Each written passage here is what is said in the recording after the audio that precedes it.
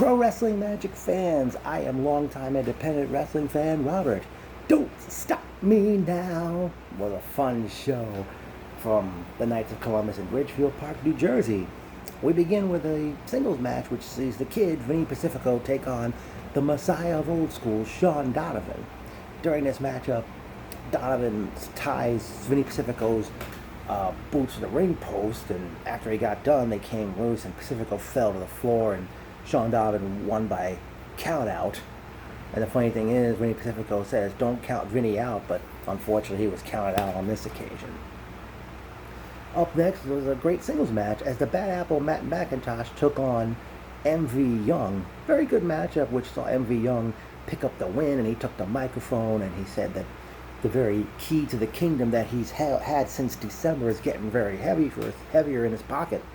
And he served notice to all the singles champions. Up next, we saw Faye Jackson challenge Ariella Nix for the women's championship. And during the matchup, the ladies went out to the floor, and Nix ended up on Jason Bob 87's lap.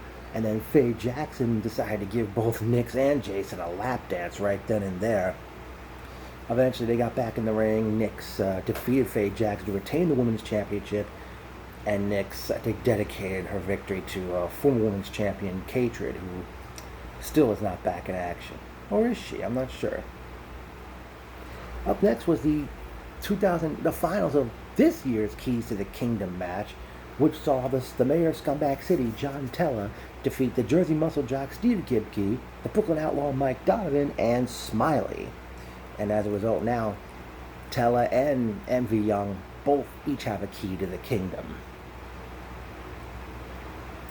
Up next, we were set for the junior heavyweight title match, and prior to that happening, out comes TJ Crawford and this lady who I remember back at April's show. I forgot her name, and Crawford took a chair and he sat down. He said he's been on every PWM show since October. He's been a consistent performer, and he said no matter who is the junior heavyweight champion. And then Crawford dropped the microphone and stepped out of the ring. And we had our junior heavyweight championship matchup as the lit superstar Sebastian Cage in Clark Kent attire. Very nice touch, Sebastian. He defeated in a triple threat match the God of Drivers Everett Cross and Keep Calm Jason Carrion, not the Wayward Son, to retain the junior heavyweight championship. TJ Crawford, and that lady who sat at the commentator's table during this matchup, they come out. Actually, Crawford comes in the ring, shakes hands with Sebastian Cage, and then he attacks him, leaves him laying, and he holds up the junior heavyweight championship belt. Anyway, at that point, they did go to intermission, and always great to be at Pro Wrestling Magic, folks. The action resumes as we see, representing the Dungeon of Gloom, Carlo Weiss and Hoos Traplash, as they took on the American Murder Society, Steve Off and Aaron Bradley, for the Tag Team Championship. And the match was on, and at one point, somebody bumped into referee Master Gigantes, but then all of a sudden, Bob from security he stops, I forgot it was Traplash or Weiss, from using a chair. American Murder Society capitalized, and they ended up retaining the Tag Team Championship. Next up, out comes the Meadowlands Monster with Zach Amico for the Dark Arts Championship match, but unfortunately, a few days before the show, his scheduled challenger Ace Romero had to pull out of the show due to a concussion. And Amico had the microphone. He was telling Romero, heal up, and I forgot what else was said, but they had issued an open challenge, and out came John Silver. I forgot what nickname the fans were chanting at him, but then all of a sudden, ring announcer Shane Fair announced to the crowd that unfortunately Teddy Hart was injured earlier in the day on the VXS show and was unable to wrestle Josh Briggs, so they ended up doing a triple threat match which saw both John Silver and Josh Briggs challenge the Meadowlands Monster for the Dark Arts Championship. Very hard-hitting, brutal matchup between these three guys. the Meadowlands Monster ended up defeating Silver and Briggs to retain the Dark Arts Championship. But then all of a sudden, out of nowhere, comes Monster's old rival, the mayor of Scumbag City, John Teller, and he was going to cash in his key to the kingdom right then and there. But then Smiley comes out and with Trixie, Mama Trixie, and they run Teller off. And then all of a sudden, Evan Myers comes out while Monster's still down. He gets on top of Monster and makes his own 3 count, and claiming that it would be that easy for him to beat the Meadowlands Monster. But of course, we'll see how things unfold as time goes on. Next up, in a match where control of Pro Wrestling Magic as well as a shot at the Tag Team Championship was at stake, we see Meat on a Mission, Hot Dog Starks, and Cheeseburger do battle with Evan Myers and Stephen J. Higgins. Higgins basically did his Hollywood Hulk Hogan tribute. By the way, Higgins, nice touch on that one.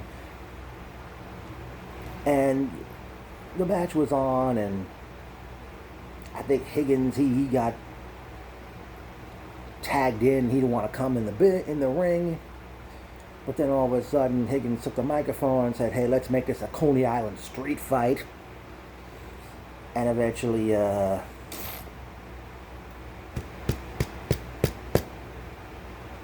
make it a Coney Island street fight. Then, and after they agreed, eventually Cheeseburger and Myers, they ended up going to the back, and mostly it was Starks and Higgins one-on-one.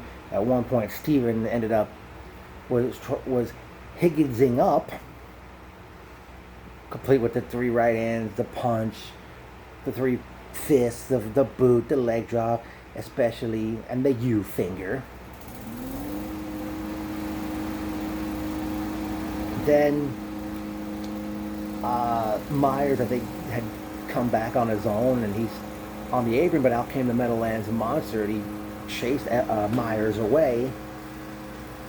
Myers eventually came back wrapped in, I guess, 2-ply, safe to say, and I think Cheeseburger was after him. Eventually, at one point, Higgins is like standing by the curtain. The Cookie Pimp TK Luther came out, and he hits Higgins from behind with a chair. Then so much. I mean, guys, with the long trip home and sleep, it's so fucking hard for me to remember everything. So then, eventually, fuck. They have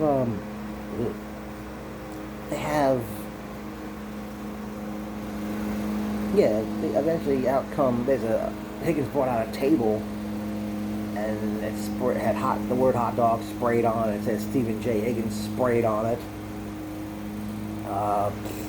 Higgins brought out a bag with hot dog buns and put that on the table. Starks eventually tells TK Luther, get the bag, and the bag had Oreo cookies in it. And Starks tells him, the other bag. And eventually out comes American Condiment Society, which was Aaron Bradley and Steve Off dressed in ketchup and mustard costumes. And they all get Higgins in position, and Starks super bombs Higgins onto the table, which did not break. Higgins is still laying on the table. Starks jumped off with, I don't know, was it elbow drop, and I forgot to mention that Starks poured thumbtacks on that table afterwards as well. Right before they tried to powerbomb him, and Starks pinned Higgins. As a result, Starks is still the boss of Pro Wrestling Magic, and Meat on a Mission get a shot at the Tag Team Championship in the future. At that point, Starks took the microphone and, much like he did at I Want It All back in April, fired Higgins again. And Starks tells to the crowd, I can't be the boss and a pro wrestler, so I've got myself a business partner. Barry Manilow's Can't Smile Without You starts playing, and out from the curtain comes Anthony Iovino. Don't know if he was like in charge a few years ago or was just the in-ring authority figure, but he comes out, and I forgot what they ended up saying, and Higgins, I don't know, it clearly it looks like Higgins is out of Pro Wrestling Magic forever, but I wouldn't be surprised he pulls some kind of lawyer's trick to find his way back in the company somehow. May not be in a authority position, but something else. Wouldn't shock me, folks.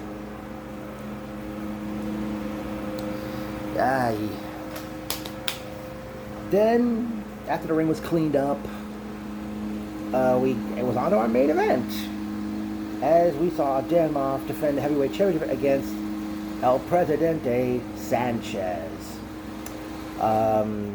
Eventually, this match, can't remember everything that happened here, but Sanchez ended up defeating Dan Moff to become the new Pro Wrestling Magic heavyweight champion. So Moff basically took the microphone, and I forgot what he said. And Sanchez, he had the microphone. He announced that, to Pro Wrestling Magic, bring me the best you can bring me, and best competition, obviously. Of course, it was a great moment. Mikey Micandro basically jumped for joy when Sanchez finally won the title.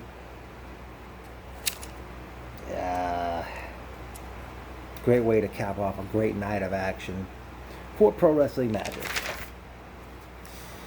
Well, it's time for the personal notes. Great seeing Mike Nicholas, Mikey Micandro, Philip, and that's you. Well, Philip, that sits with us. The other Philip, Jack Peterson, Armand, Tony Mark, I think he's from the Bronx, usually see him at BCW shows, Bruno, Elliot, Shane Fair, Gail, Callie, Pete, Jamie, Erica. Oh, by the way, Erica, of course, got to sing the national anthem before the matches got underway. And also, while eating at Dante's, she was singing out there. Singing at Dante's. I forgot what song that was she sang, but man, Erica, I don't know. I wish you and I, if there was ever a time, heck, yourself, your boyfriend, and everybody. Too bad, I remember you were doing karaoke in Jersey months ago, but unfortunately I couldn't go since I had to work the next day. I wish we could find a way to do. It'd be great if we could all do that. And oh, by the way, also I remember talking with Pete. He mentioned that since Pro Wrestling Magic doesn't do shows in the summertime, about maybe doing something like a softball game, have the talent against the fans. And as I said to Pete, maybe have like a karaoke gathering of some sorts.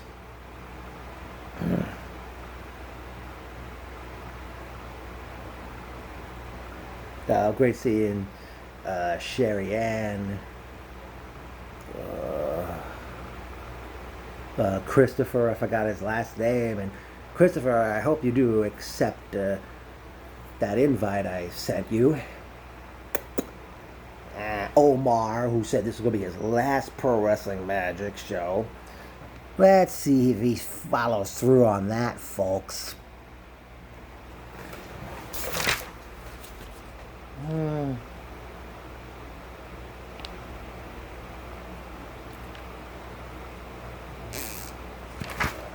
Oh, great seeing Bill Parham. I forgot that married couple who got married at BCW show back in November. They were on the bus with me en route to both shows. Can't really remember their names. Also, great seeing Lawrence, who does security at the shows. I guess this is a quote, and this may have been the quote of the night. That's the only action that Virgin's going to get. Bruno, when when Jason Bob 87 had both Faye Jackson and Ariel and Nyx giving him a lap dance, seemingly. And Bruno, man,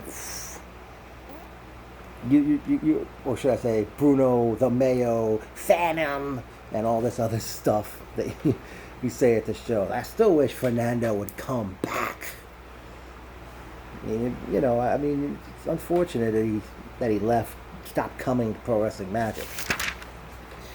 Unfortunately, we did not have a family portrait picture, and I think we need to do one. Hopefully we'll do one when Pro Wrestling Magic returns on Saturday, September 21st, as they present One Vision. And if that wasn't enough, folks, before I get into what I'd like to see for that very show, here's Pro Wrestling Magic's lineup for the rest of 2019. On Saturday, October 26th, they present We Will Rock You. Saturday, November 23rd, We Are the Champions. And then to wrap up the year, Saturday, December 28th, it's Kingdom Come 4, Bohemian Rhapsody. Now, here's what I'd like to see at One Vision on Saturday, September, my God, went too far. Saturday, September 21st, I would like to see the Meadowlands Monster defend the Dark Arts Championship against Evan Myers. I'd like to see Junior Heavyweight Champion Sebastian Cage take on TJ Crawford. I'd like to see John Tella, the mayor of Scumbag City, one-on-one with MV Young in a Keys to the Kingdom for Keys to the Kingdom match. Since both men each have a key, why? What? I mean, it kind of sucks that the Keys to the Kingdom finals was normally a Kingdom Come tradition until now. Wonder what will be done for Kingdom Come later this year. Well, since we didn't get the match here, maybe, whether it be at One Vision or at a later date, see Teddy Hart against Josh Briggs.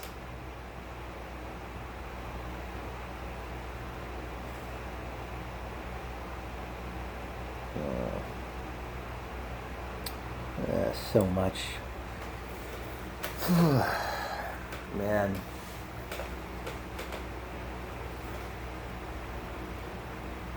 So much went down at this very event. Sure hope I could bring more pro wrestling fans, open their eyes to Pro Wrestling Magic in the future. Great seeing.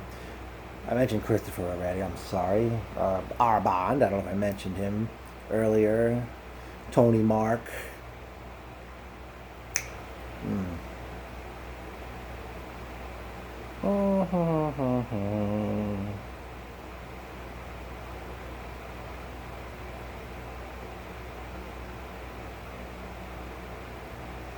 Wow. Man, what a show this was. And I forgot to mention, this was my first show after missing Hammer to Fall last month.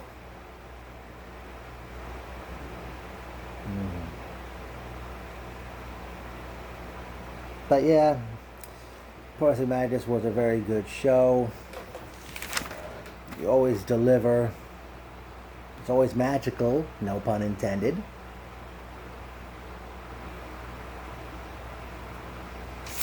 But, like the song says, see you in September.